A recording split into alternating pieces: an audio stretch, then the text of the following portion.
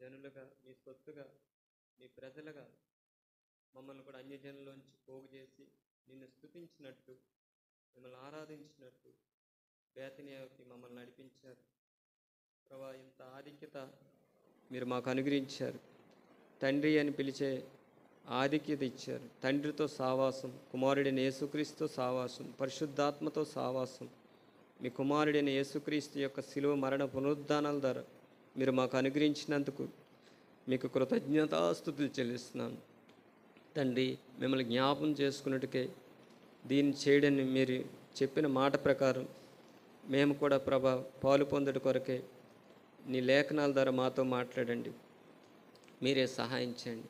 ఎన్నిక లేని వాడిని, నిష్ప్రయోజకుడైన నన్ను కూడా మీ కృపతో జ్ఞాపం చేసుకోండి. కూడి వచ్చిన మా అందరితో కూడా మీరు మాట్లాడండి, సహాయం చేయమని ప్రభా నీ యొక్క వాక్య ప్రత్యక్షతలో, నీ ఆత్మ ప్రత్యక్షతలో మమ్మల్ని నడిపించమని, దైవభయం కలిగి ప్రభా మేమందరం కూడా నీ సన్నిధిలో నిలిచుండే కృపను మాకు అనుగ్రహించమని ప్రభా మాకు ఇచ్చిన ఈ సమయాన్ని బట్టి మరొకసారి మీకు కృతజ్ఞత చెల్లించుకుంటూ యేసు ప్రభువారి శ్రేష్టమైన ఘనమైన నామములో ప్రార్థిస్తూ తండ్రి, మరొకసారి యోహాను సువార్త 14:26 యోహాను సువార్త 15:26 యోహాను సువార్త ప్రభా 16:13 ఈ పరిచర్యలో నెరవేర్చమని, నీ నామానికి మహిమ తెచ్చుకోమని ప్రభు యేసుక్రీస్తునందు కృతం చెల్లించి సహాయం కొరకు అడుగుచున్నాను తండ్రి, ఆమెన్.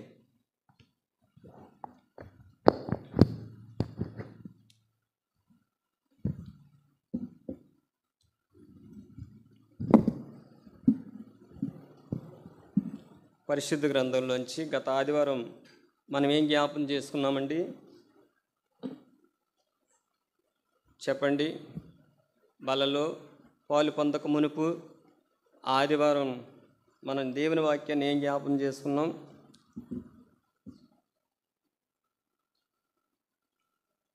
మర్చిపోయారా? వచ్చారా రాలేదా?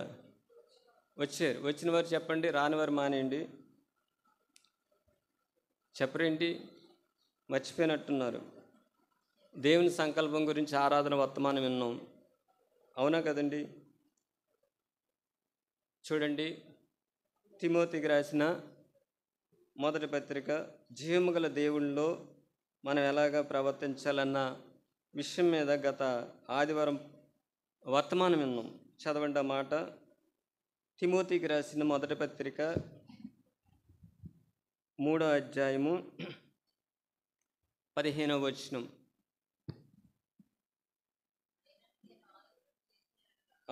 అయినను నేను ఆలస్యం చేసిన యెడల దేవుని మందిరములో, అనగా జీవము గల దేవుని సంఘములో జనులు ఎలాగూ ప్రవర్తింపవలనో అది నీకు తెలియవలనని. చాలండి, ఈ సంగతులు నీకు రాయిచున్నాను. ఆ సంఘము సత్యమునకు స్తంభం అంటండి. సంఘం దేనికి? సత్యానికి స్తంభం. ఈ బిల్డింగ్ నిలబడాలంటే స్తంభాలు ఉండాలి. స్తంభాలు లేకపోతే బిల్డింగ్ నిలవదు. అలాగే సత్యానికి స్తంభంగా సంఘం ఉంది. సత్యం అంటే ఎవరు? ప్రభు. నేనే ప్రభు అన్నారు. నేనే సత్యము, నేనే మార్గము, నేనే జీవం. ఆ సత్యానికి నిన్ను ప్రభు ఏం చేశాడు? మన సంఘాన్ని స్తంభంగా చేశాడు. ఇంకో మాట ఉంటుంది చూడండి అక్కడ, స్తంభమును ఆధారమునై ఉందంట. ఏమై ఉందండి? ఆధారం. నిజమే, స్తంభం లేకపోతే గుడారాలు నిలబడవు, పడిపోతాయి. ఆ సత్యానికి స్తంభం ఎవరంటే చెప్పండి? సంఘం. అక్కడ చూడండి, అపోస్తలుడైన పౌలు గారు రాశారు, ఆ సంఘము సత్యమునకు స్తంభమును ఆధారమునై ఉందండి. చూస్తారండి, దావీదైతే అంటాడు, యెహోవా నాకు ఆధారం అంటాడు. కానీ సంఘం సత్యానికి ఏమై ఉందండి? ఆధారంగా ఉంది, స్తంభమైంది. ఈ సంఘములో అంటే అక్కడ రాయబడ్డ మాటలో దేవుని మందిరములో, అనగా జీవము గల దేవుని సంఘములో జనులు ఎలాగో ప్రవర్తింపులో అది నీకు తెలియవలనని ఈ సంగతులు నీకు రాయొచ్చున్నాను. అపోస్తలుడైన పౌలు గారు అపోస్తల కార్యంలో కూడా ఒక మాట అంటారు చూడండి. అపోస్తల కార్యములు 20వ అధ్యాయము, అపోస్తల కార్యములు 20వ అధ్యాయము చదవండి, 27వ వచనం. దేవుని సంకల్పము మీకు తెలపకుండా. చూసారండి, దేవుని యొక్క సంకల్పము. అపోస్తలుడైన పౌలు గారు దేవుని సంకల్పం అంతయు మీకు తెలుపకుండా నేనేమియో అందుకే రాశాడు ఈయన పత్రికలన్నీ. దేవుడు రాయించాడు ఈ పత్రికలు. జీవముగల దేవుని సంఘములో జనులు ఎలా ప్రవర్తించాలో గత ఆదివారం కొన్ని మాటలు చదువుకున్నాం. చూడండి, ఆ భాగాన్ని మళ్ళీ జ్ఞాపం చేసుకుందాం. మొట్టమొదటిగా ఎఫెసీయులకు రాసిన పత్రిక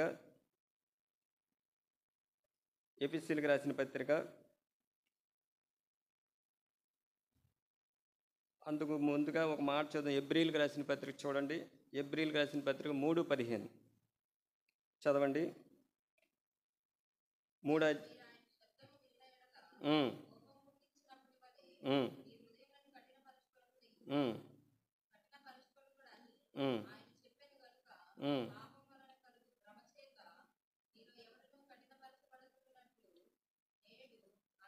నేడు అనబడు సమయం ఉండగానే ప్రతి దినమును ఒకరినొకడు బుద్ధి చెప్పుకోవాలండి. చూసారండి, అపోస్తలుడైన పౌలు గారు ఎబ్రీలకు రాసిన పత్రికలో ఒక మాట రాశారు. ఏంటంటే నేడు అనబడి, అంటే నేడే మంది, రేపు అన్నది మనకు తెలీదు. చూశారు కదా గత దినమల్ల యూట్యూబ్లో కూడా ఒక బస్సులో కొంతమంది వాళ్ళకి తెలీదు మరణం మనకు ఎప్పుడు వస్తుంది, ఎలా వస్తుంది, ఎక్కడి నుంచి వస్తుంది ఎవరికి తెలీదు. తప్పించుకోవడానికి కూడా ఒకసారి అవకాశం ఉండదు. ఆరోగ్యం ఉండొచ్చు, ఉద్యోగం ఉండొచ్చు, ధనం ఉండొచ్చు, పేరు ఉండొచ్చు, కీర్తి ఉండొచ్చు, కానీ ప్రతి ఒక్కరికి మరణం ఎప్పుడు వస్తుందో ఎలాగొస్తుందో తెలీదు. అందుకే నేడే మంది, రేపేం జరుగుద్దో తెలీదు. అందుకే అక్కడ ఒక మాట ఉంది చూడండి, చదవండి 15వ వచనం. నేడు అనబడు సమయం ఉండగానే ప్రతి దినమును ఒకరినొకడు బుద్ధి చెప్పుకోవాలంట. ఒకరినొకడు ఏం చెప్పుకోవాలి? జీవము గల దేవుని సంఘంలో మనం ఒకరినొకరు ఏం చెప్పుకోవాలి? బుద్ధి చెప్పుకోవాలి. ఎలా చెప్పుకోవాలి? చూడండి, ఎఫెసీయులకు రాసిన పత్రిక గత వారం ఈ జ్ఞాపం చేసుకున్నాం, మరలా జ్ఞాపం చేసుకుందాం. 5వ అధ్యాయం 21వ వచనం. క్రీస్తునందుల భయముతో, అది క్రీస్తునందు భయంతో ఎలా ఉండాలండి? ఒకరికొకరు లోబడి ఉండాలి. ఎందుకంటే యేసుప్రభు వారు కూడా ఈ భూమి మీద శరీరధారిగా ఉన్నప్పుడు తల్లిదండ్రులకు ఏమయ్యాడండి? ఆయన లోబడి ఉన్నాడు. అంత మాత్రమే కాదు, ఫిలిప్పీలకు రాసిన పత్రికలో కూడా ఒక మాట ఉంటుంది చూడండి. ఫిలిప్పీలకు రాసిన పత్రిక 2వ అధ్యాయము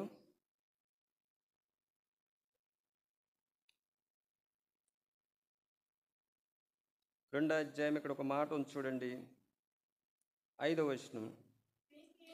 క్రీస్తు యేసు కలిగిన ఈ మనసు మీరును కలిగి ఉండుడి.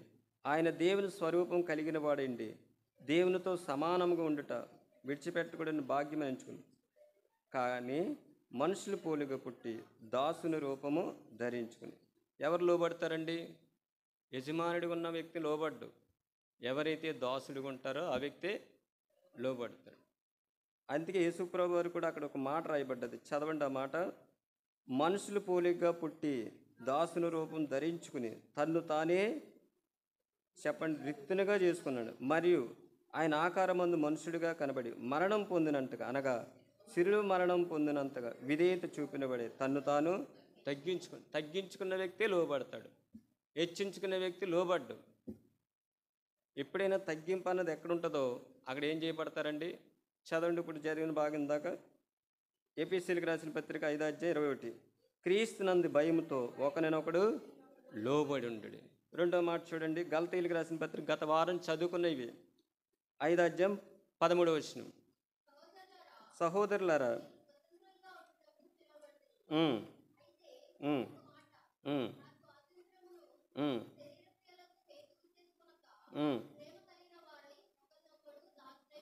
చాలండి. ఏమై ఉండాలంటే అండి? లోబడాలి. రెండవదిగా దాసులే ఉండాలి. ఒకరినొకడు దాసులుగా ఉండాలి. ఎప్పుడైతే దాసులుగా ఉంటామో మనకు ఒక యజమానుడు ఉన్నాడా లేదండి? ప్రభువు మన అందరికీ యజమానుడు. ఆ యజమానుడి కింద మన అందరం ఏమై ఉండాలి? దాసులుగా ఉండాలి. ఒకప్పుడు మనం పాపానికి దాసులం. చూడండి, రోమీయులకు రాసిన పత్రిక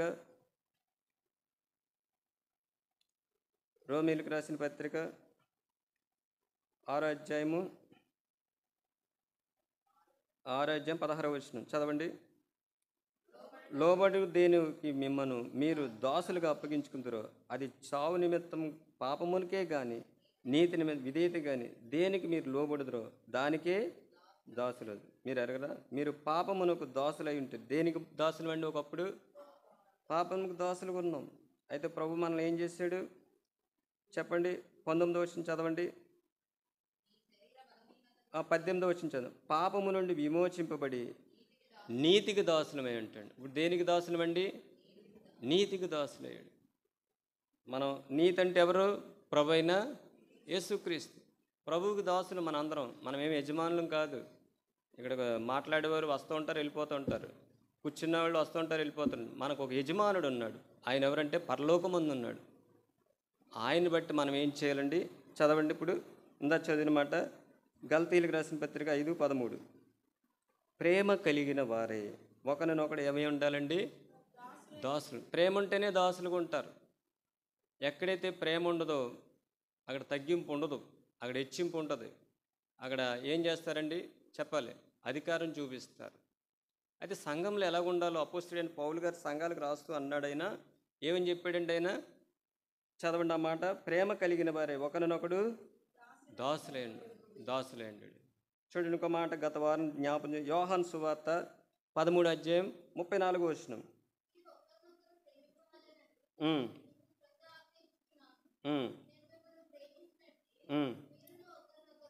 చాలండి. ప్రభు మనల్ని ప్రేమించాడు.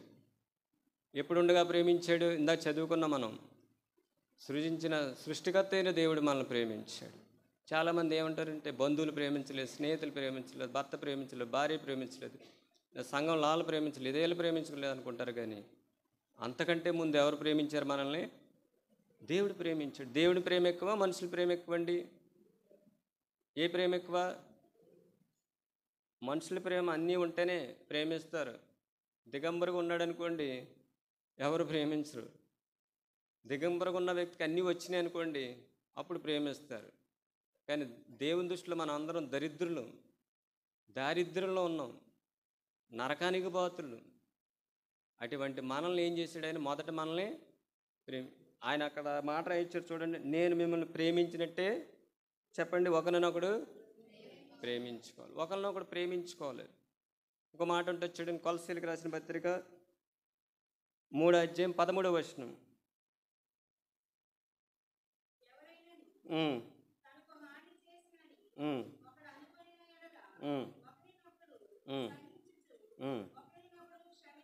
చాలు. ఒకరినొకడు ఏం చేయాలి? క్షమించుకోవాలి. ఎప్పుడు సహిస్తామండి? పగ ఉంటే సహించలేరు, ప్రేమ ఉంటేనే సహిస్తారు. ప్రేమ అనేక పాపంలో ఏం చేస్తుందండి? కప్పేస్తుంది. ప్రేమ ఉంటేనే సహిస్తారు. సహించిన వ్యక్తి ఏం చేస్తాడండి? క్షమిస్తాడు. యేసుప్రభువు వారు కూడా శిలువలో వేలాడుతూ కూడా ప్రేమతో సహించాడు. ప్రేమతో ఏం చేశాడండి? వీరు ఏం చేస్తున్నారు, వీరెరుగరు, వీరిని క్షమించాడు. అది దైవ లక్షణం. ఇది ఆయన మనకు ఒక మాదిరి, ఆయన ఒక శిరస్సు, ఆయన అడుగుజాడలను మనకు ఉంచాడు. మనం కూడా అదే అడుగుజాడల్లో నడిస్తేనే జీవముగల దేవుని సంఘంలో జనులు ఎలా ప్రవర్తించాలో అపోస్తలుడైన పౌలు ద్వారా తెలియపరిచాడు. ఒక మాట చూడండి. ఇప్పుడు ఫిలిప్పీలకు రాసిన పత్రిక, గత వారం అది విన్నాం, ఈ వారం చూడండి. ఫిలిప్పీలకు రాసిన పత్రిక 2:3 వచనం చదవండి. కక్ష చేతనైనను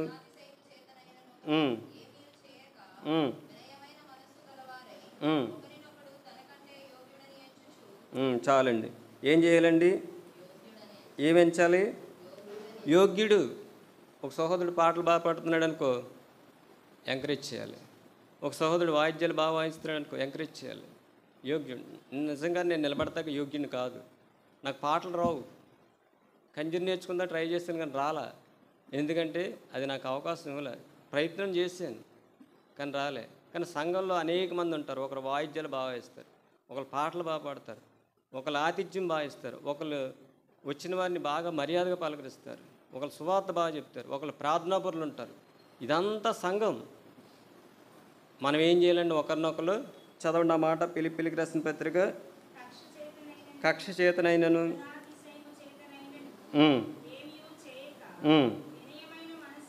వినయమైన మనసు గలవారే ఒకరినొకడు నాకంటే యోగ్యుడు అని మనం ఏం చేయాలండి? ఎంచుకోవాలి. నాకంటే బాగా పాడతాడు అన్న, నాకంటే వాక్యం బాగా చేస్తాడు, ప్రార్థనాపరుడు, ఇవన్నీ కూడా మనం సంఘంలో ఉన్న వాళ్ళు ఏం చేయాలంటే ఒకరినొకడు ఏం చేయాలండి, తృణీకరించకూడదు. నేను అన్నది ఎక్కడ కనబడుతుందంటే చెప్పండి, గర్వం. నేనన్నది మనకు కనపడదు. మేం చేసాం అని ఆ భావం మనలో ఉన్నప్పుడు సమానత్వం వస్తుంది. నేనేం చేసేస్తున్నానంటే నీ వల్ల నా వల్ల ఏం లేదు. అవునే కదండి. ప్రభువైన యేసుక్రీస్తు వారు అక్కడ ఒక మాట రాయించారు, వినయం మనసు గలవారే ఒకరినొకడు తనకంటే యోగ్యుడని ఎంచుచు. చూడండి, ఒక మాట ఉంటుంది, రోమీలకు రాసిన పత్రిక 12వ అధ్యాయము 10వ వచనం చదవండి.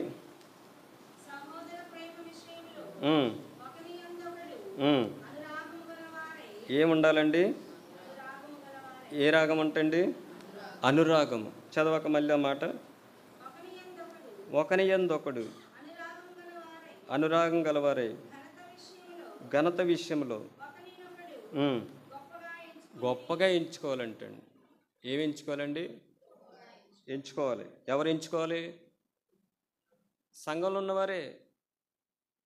అక్కడ ఆ మాట రాయబడ్డది. ఎవరికి రాశాడైన పత్రిక? రోమీలకు రాసిన పత్రిక రోమాలో ఉన్న సంఘానికి, కొలసీలు ఉన్న సంఘానికి, ఎపిసీలు ఉన్న సంఘానికి, సంఘాలకు రాస్తున్నాడు ఆయన, పత్రికల్లో రాస్తున్నాడు ఆయన. ఏమని రాస్తున్నాడంటే మళ్ళీ సహోదర ప్రేమ విషయంలో ఒకని యందొకడు అనురాగం గలవారే ఘనత విషయంలో ఏం చేయాలండి? ఒకరినొకడు గొప్పగా ఎంచుకోవాలి.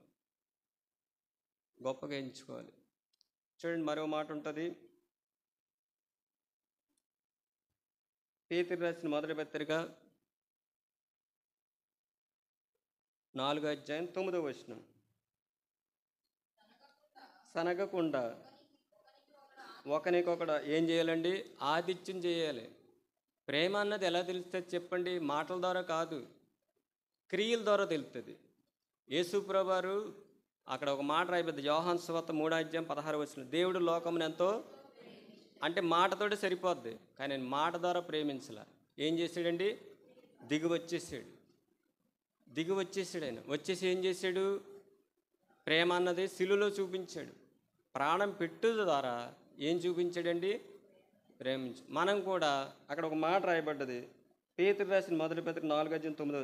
సనగకుండా, సనుగుళ్ళు ఉండకూడదు. ఆతిథ్యం చేసేటప్పుడు ఏం చేయాలండి? ఆతిథ్యం చేయాలి. ఆతిథ్యం అన్నది సంఘంలో చేయాలి. అక్కడ ఒక మాట ఉంది చూడండి, మళ్ళా చదివాక, సనగకుండా ఒకరినొకడు ఆతిథ్యం చేయాలి. ఒక దినాన ఆతిథ్యం చేసింది ఆవిడ. ఎవరండి? చెప్పాలి. ఒక స్త్రీ. ఎవరు? చూడండి, చదవండి ఆ మాట.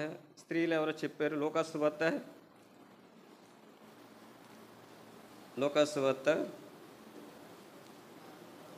10వ అధ్యాయము. యేసుప్రభువు వారిని పిలిచింది. చదవండి 38వ వచనం. అంతటి వారు ప్రయాణమైపోతుండగా ఆయన ఒక గ్రామంలో మార్త అని ఒక స్త్రీ ఆయన తన ఇంట చేర్చుకున్న. ఆమెకు మరియ అని ఒక సోదరుడు. ఈమె యేసు పాదముల యొద్ద కూర్చుండి ఆయన బోధ వినుచుండు. మార్త విస్తారమైన పనులు పెట్టుకొని తొందరపడి ఆయన యొద్దకు వచ్చి, ప్రభువా, నేను ఒంటరిగా పనిచేయటకు నా సహోదరి నన్ను విడిచిపెట్టినందుకు నీకు చింత లేదా? నాకు సహాయం చేయమని ఆమెతో చెప్పు. అందుకు ప్రభు, మార్త నీవు అనేకమైన పనుల గురించి విచారం కలిగి తొందర, అవసరమైనది ఒకటే, మరీ ఉత్తమమైనది నేర్పించుకున్నా, అది ఆమె యొద్ద నుండి తీసు. ప్రభు ఉన్నాడు అక్కడ, కానీ ఏం చేస్తుందండి ఆవిడ? ప్రభు మీదే నేరాలు మోపేస్తుంది. ఇంకేం చేస్తుంది? అక్కడ ఒక మాట రాయబడ్డది, తొందరపడి మాట్లాడుతుంది. నీకు చింత లేదా అంటుంది. నాకు సహాయం చేయమని ఆమెతో చెప్పు. ఇంకో మాట ఉంటుంది చూడండి, మత్తయి సువార్త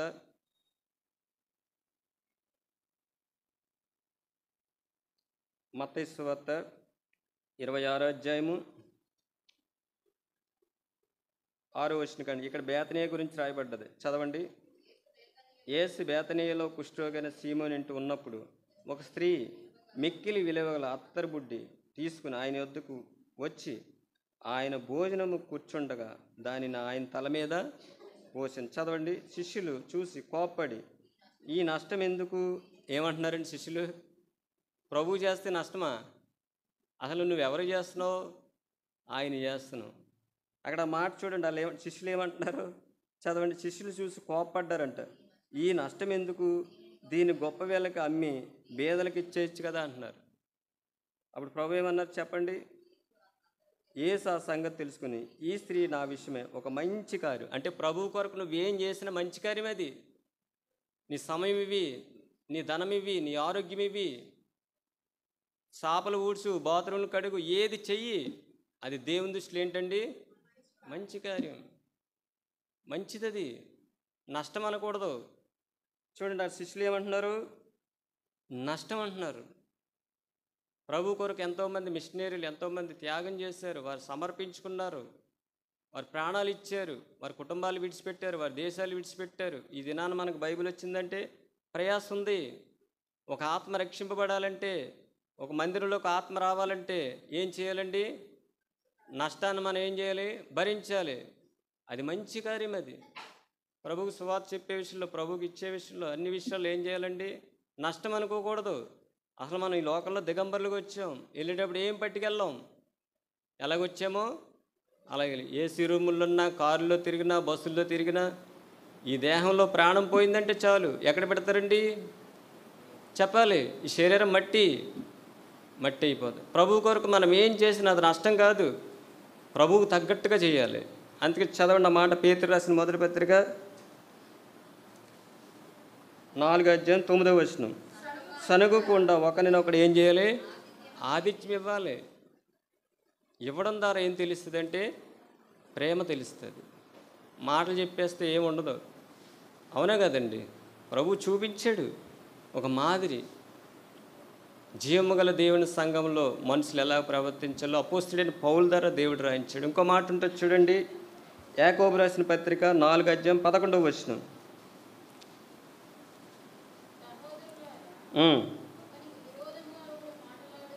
ఇది చాలా అవసరమైన మాట. చదవండి ఆ మాట మరలా. సహోదరులారా, ఒకనికి విరోధంగా ఒకడు. ఈ దినాల్లో జరిగేది అదే. ఎక్కడైనా కలుసుకుంటే చాలు ఒకరి గురించి ఒకరు మాట్లాడుకోవడమే. నశించిపోతున్న ఆత్మ సువార్త చెప్దాం, ప్రార్థన చేద్దాం, ఇది మానేస్తారు. ఇతరుల గురించి చెప్పుకోవడమే. అక్కడ ఒక మాట చూడండి, సహోదరులారా, ఒకనికి విరోధం ఒకడు మాట్లాడి, చదవండి, తన సహోదరుని విరోధంగా మాట్లాడి తన సహోదరుని తీర్పు తీర్చేవాడు, ధర్మశాస్త్రం వ్యతిరేకంగా మాట్లాడి ధర్మశాస్త్రానికి ఏం చేస్తున్నాడండి? తీర్పు తీర్చేస్తున్నాడంట. ఒకరికొకరు విరోధంగా మాట్లాడుకో. ఒక దినాన్న మనకు బాగా తెలుసు, గొప్ప సేవకుడు, దైవజనుడు మోజే ఏం చేశాడండి? దేవుడు ఒక బండను కొట్టమంటే ఆయన ఏం చేశాడు? బండతో మాట్లాడమన్నాడు. ఆయన ఏం చేశాడు? బండను కొట్టాడు. అక్కడ ఏమంటాడు? ఒక పదము, ద్రోహులారా అంటాడు. దాని గురించి పాలు తేనెలు ప్రవహించిన దేశంలో ప్రవేశం లేదు. భూమి మీద మిక్కిలి సాత్వికుడు, నమ్మకస్తుడు, గొప్ప కార్యాలు చూసాడు. చివరికి ఒక మాట ఏం చేసింది? ఆయన్ని కనాన్లోకి వెళ్ళైపోయాడు. అహరోను కూడా ఏమన్నాడండి? మోషే పెళ్లి చేసుకుంటాడు. మోషే పెళ్లి చేసుకున్నప్పుడు మిరియాము, అహరోను ఒక మాట చూడండి, సంఖ్యాకాండం చూడండి, సంఖ్యాకాండం 12 చదవండి, మొదటి వచనం. మోషే కూషి దేశపు స్త్రీని పెండ్లి చేసుకుని ఉండెను. అతడు పెండ్లి చేసుకున్న ఆ స్త్రీని బట్టి మిరియాము, అహరోను అతనికి విరోధంగా వెంటనే దేవుడు విన్నాడు. సేవకుడు విరోధంగా మాట్లాడారు. ఏమొచ్చిందండి? చదవండి. వారు మోషే చేత మాత్రమే యెహోవా పలికించిన, ఆయన మా చేత పలికించలేదని చెప్పుకొనగా యెహోవా మాట వినును. చూసారా, ఒకరికొకరు విరోధంగా మాట్లాడుకుంటే ప్రభు వింటాడు. ప్రభు వింటాడు. ఏం జరిగింది అక్కడ? చదవండి. 7వ వచనం కంటే చదవండి.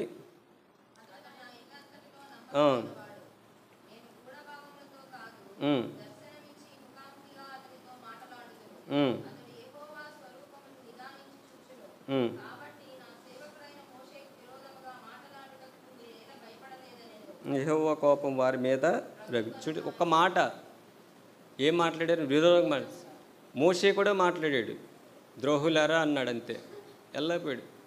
చూసారండి, మన ఆత్మీయ జీవితంలో ఒకరికొకరు విరోధంగా మాట్లాడకూడదు. సేవకుడైనా, సంఘ పెద్దలైనా, విశ్వాసులైనా, ఎవరైనా మనల్ని అందుకు పిలవలా.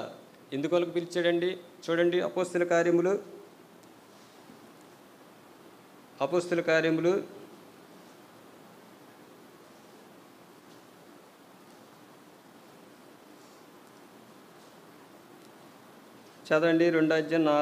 2 వచనం.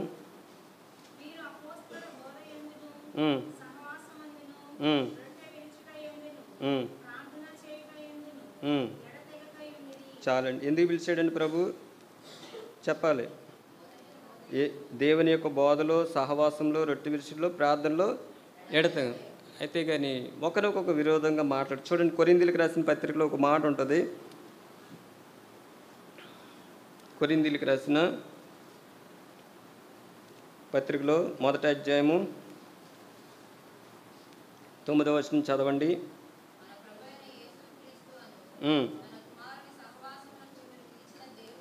సహవాసాన్ని పిలిచాడు. ఎందుకు పిలిచాడండి? సహవాసాన్ని పిలిచాడు.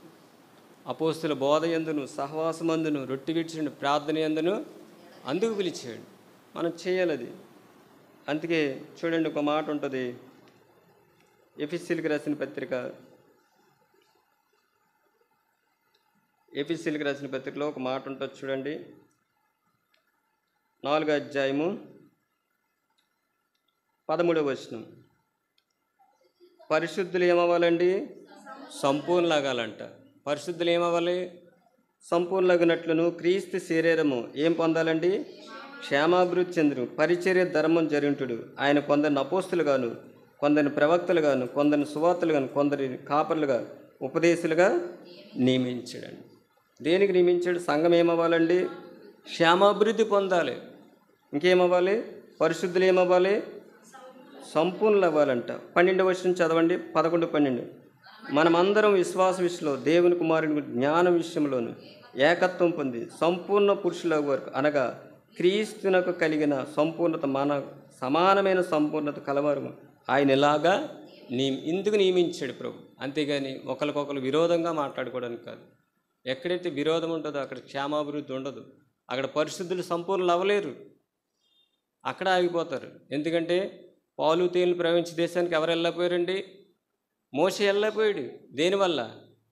ఒక కాని మాట వల్ల. అహరోను, మిరియాము కూడా మాట్లాడారు. ఏం తెచ్చుకుందామే? కుష్ఠరోగం తెచ్చుకుంది. దేవుడు విన్నాడు. మన ఆత్మీయ జీవితంలో సంఘంగా చేయబడ్డ మనము ఒకరికొకరు విరోధంగా ఏం చేయాలి? సంఘం కొరకు ఏం చేయాలంటే మన పని మనం చేయాలి. క్షేమాభివృద్ధి కొరకు పని చేయాలి. నేనేం చేయాలి? దేవుని మందిరంలో దేవుని కొరకు నేనేం చేయాలి? నా ఆసక్తి మనలో ఉండాలి. అప్పుడు అదేం పొందిద్దండి? క్షేమాభివృద్ధి పొందింది. నా గురించి మీరు, మీ గురించి నేను చెప్పుకున్నారనుకోండి, ఇంకేం ఉండదు, అక్కడ క్షేమం ఉండదు, అక్కడ ఆగిపోద్ది పని. ప్రభు యొక్క క్షేమాభివృద్ధి కొరకు మనందరం కూడా ఎవరికి ఏ బాధ్యతలను అలా పనిచేయాలి. చూడండి, ఒక మాట ఉంటుంది. యాకోబు రాసిన పత్రిక 5వ అధ్యాయము 16వ వచనం. చాలండి. మీ పాపములను ఒకరితో ఒకడు ఎప్పుడైనా ఒప్పుకున్నారా? తప్పు చేసినప్పుడు దేవుని దగ్గర ఒప్పుకుంటున్నాం, రైటే. సహోదరుడి దగ్గర, సహోదరి దగ్గర, బ్రదరు, ఈ విషయంలో నేను తప్పు చేశా, నేను ఒప్పుకుంటాను. ఓ దినాన వెళ్ళి ఒప్పుకున్నా. ఒక సహోదరుని ఏదా అన్నా నేను ఒప్పుకున్నా, క్షమించమని అడిగా. ఎందుకంటే సావాసం పాడవకూడదు, సంఘం పాడవకూడదు, నా వల్ల ఆగిపోకూడదు. నేను వెళ్ళి ఒప్పుకున్నా. నాతోటి సహోదరుని కూడా తీసుకెళ్ళా, క్షమించమన్నాను. ఎప్పుడైనా ఒప్పుకున్నారా? చూడండి, ఆ మాట యాకోబు రాసిన పత్రికలో చదవండి. మీ పాపములను ఒకరితోకడు ఒప్పుకొనుడి. ఒప్పుకోవాలి. దేవుని దగ్గర ఒప్పుకోవాలి, మనుషుల దగ్గర కూడా ఒప్పుకోవాలి. ఓ దినాన్ని నేను ఒక 1500 రూపాయలు అబద్ధమాడి తీసుకున్నా. ఈ ఎలక్షన్కి ఇచ్చే డబ్బులు ఆశించి ఆ వ్యక్తి దగ్గరికి ఒప్పుకున్నా. నేను అబద్ధమాడి తీసుకున్నాను, నా తప్పు నేను ఒప్పుకున్నాను. ఆ వ్యక్తి దగ్గరికి వెళ్ళా, క్షమించమని అడిగా. ఎందుకంటే తప్పు చేస్తాను, అది నాకు తెలుసు. ఒప్పుకున్నా. ఒప్పుకోవాలి. ఒప్పుకుంటే మనకున్న భారం అంతా ఏమైపోద్దండి? తీరిపోద్ది. బరువు ఉండదు, సమాధానం ఉంటుంది. ఈ పాపాలు ఒప్పుకోకుండా దేవుణ్ణి ఎలా ఆరాధిస్తాం? బలలు ఎలా పాలు పొందుతావు చెప్పు? చూడండి, ఒక మాట ఉంటుంది మత్తయి సువార్తలో ప్రభువు చెప్పారు. మత్తయి సువార్త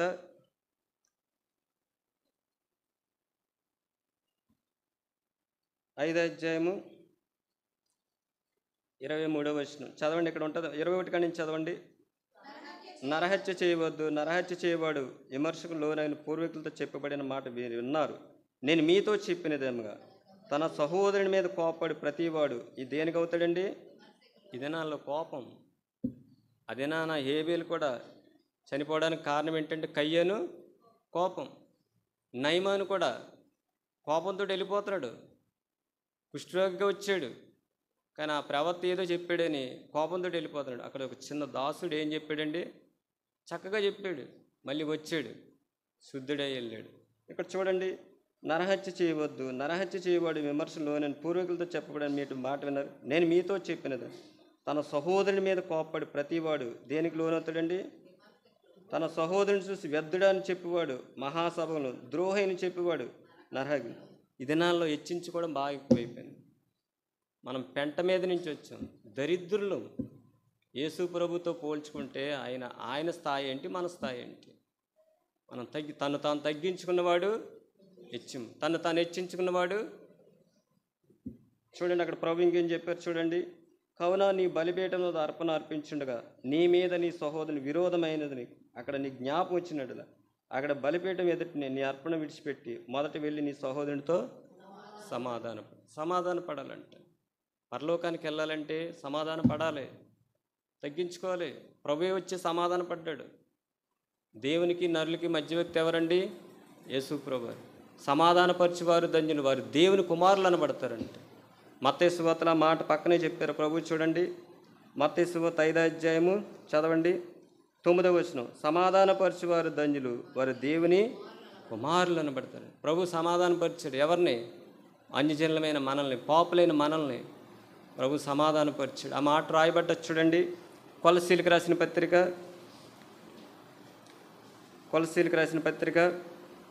1వ అధ్యాయము 22వ వచనం.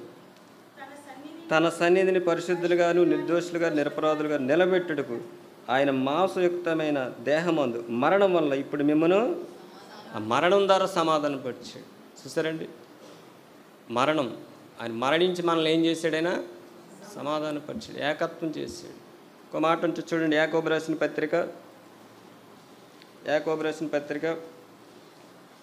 5వ అధ్యాయం 16వ వచనం చదివాం కదా.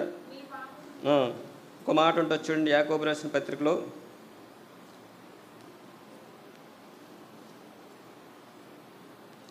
16వ వచనం. మీ పాపం ఒకరితో ఒకరిని ఒప్పుకోండి, మీరు స్వస్థత పొందినడు. ఒకరి కొరకు ఒకటి ఏం చేయాలండి? ప్రార్థన. ఒకరి కొరకు ప్రార్థన చేసుకోవాలి. ఏం చేయాలండి? ప్రార్థన కూడికలకు రావాలి. ఆదివారమే కనబడుతున్నారు చాలామంది. వారి కార్యక్రమాలకు కూడా రావాలి. నీ వంతు నువ్వు ఏం చేయాలి? ప్రార్థన చేసుకోవడానికి రావాలి. ఇతరుల గురించి కూడా చూడండి ఆ మాట. మీరు స్వస్థత పొందినట్లు ఒకరి కొరకొకడు ప్రార్థనలో స్వస్థత ఉంది. నువ్వు ఇతరుల గురించి ప్రార్థన చేస్తే స్వస్థత చెయ్యాలి. ఇంకో మాట ఉంటుంది చూడండి, దశలోనికి రాసిన పత్రిక మొదటి పత్రిక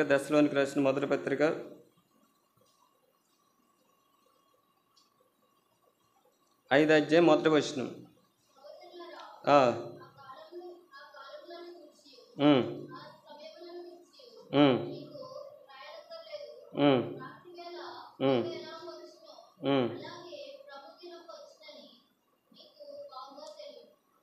ఎంత చదివాక క్షమించమ్మా, 5:11 చదవండి. కాబట్టి మీరిప్పుడు చేయుచున్నట్టుగానే ఒకరినొకడు ఏం చేయాలంటే ఆదరించుకోవాలంట. ఒకరినొకడు ఏం చేసుకోవాలి? శ్రమల్లో ఉన్నప్పుడు ఆదరించాలి. ఇంకో మాట రాయబడ్డది, ఒకరినొకడు ఏం కలగజేయాలి? క్షేమాభివృద్ధి కలగజేయాలి. ప్రేమ ఎక్కడ ఉంటుందో అక్కడ క్షేమాభివృద్ధి ఉంటుంది, క్షేమం ఉంటుంది. ఎక్కడైతే కనికరం ఉంటుందో అక్కడ ఆదరణ ఉంటుంది. ప్రభు అన్నారు, ఒకరి తల్లి మిమ్మల్ని ఆదరించింది, నేను మిమ్మల్ని. ఎప్పుడు ఆదరణ కావాలండి? అనారోగ్యాలతో, శ్రమల్లో, కష్టాల్లో, ఇబ్బందులు ఉంటారు చూసారా, వాళ్ళని ఏం చేయాలి? ఆదరించాలి. ఒకసారి వాళ్ళకి ఆదరణ లేక లోకంలోకి వెళ్ళిపోతారు. అక్కడ చూడండి, కాబట్టి మీరు ఇప్పుడు చేయుచున్నట్టుగానే ఒకరినొకడు ఆదరించుకుని ఒకరినొకడు క్షేమాభివృద్ధి కలగడి. చివరికి ఒక మాట చూడండి, అదే దశలోనికి రాసిన మొదటి పత్రిక 4వ అధ్యాయం 18వ వచనం. కాబట్టి మీరు ఈ మాటల చేత ఒకరినొకడు ఈ చెప్పబడిన మాటలను బట్టి ఏం చేయాలండి? ఆదరించుకోవాలి. జీవము గల దేవుని సంఘంలో జనులు ఎలా ప్రవర్తించాలో పౌలు గారు రాశారు. ఆయన సంకల్పం అంతా ఏం చేశాడండి? ఆయన రాశాడు. ఇంకేమి లేదు. ఈ గ్రంథాన్ని చదివి అనుసరిస్తే చాలు. పరిశుద్ధ గ్రంథాన్ని దేవుడు ఇచ్చాడు. ఈ దినం పరిశుద్ధ గ్రంథాన్ని ఎంతమంది చదివారండి? ఒకసారి మీ చేతులు ఎత్తండి. గ్రంథాన్ని చదవండి, అది మీకు మేలు, తెలుసుకుంటారు. ఈ మాటల చేత మిమ్మల్ని మీరు ఏం చేయాలండి? ఆదరించుకోవాలి. మరి ప్రభు యొక్క బలలో పాలు పొందుతున్న మనము, నిలబడ్డ నేను కానీ, కూర్చున్న మీరు కానీ, మనందరం కూడా ఎటువంటి వారము? మనుషులమే, బలహీనమే. కానీ మన దేవుడు పరలోకమందు ఉన్నాడు, యజమానుడైన. ఆయన చూస్తాడు, ఆయన వింటాడు. మనం ఏం చేయాలంటే భయం కలిగి జీవించాలి, వాక్యానుసారంగా జీవించాలి. సమయం దొరికితే విరోధం, ఇది నీకు క్షేమం ఉండదు, ఇతరులకి క్షేమం ఉండదు, నష్టం కలుగుద్ది. ప్రేమ కలిగి నడుచుకోవాలి. మరి ప్రభు యొక్క బలలో పాలు పొందక మునుపు మనమే సరి చేసుకుందాం, ఒప్పుకుందాం. ఏ విషయంలో తప్పిపోయామో సరి చేసుకుందాం. సంఘం క్షేమాభివృద్ధి పొందాలంటే ఈ వాక్యానుసారంగా జీవించాలి. అటువంటి కృప దేవుడు మనకి అనుగ్రహించునుగాక. ప్రార్థన చేస్తాం.